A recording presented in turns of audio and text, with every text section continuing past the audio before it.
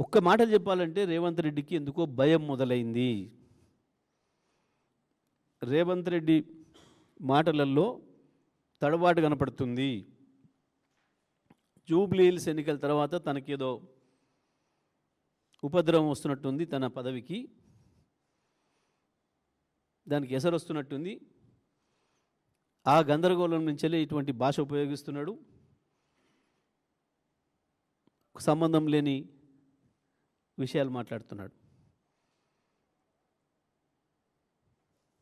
నిజమే, ఓటమి ఖాయమైంది, ఒప్పుకున్నావు, ఇది రెఫరెండం కాదు అని, దాంట్లో తేలిపోయింది. అంత ఫ్రస్ట్రేషన్ అవసరం లేదు.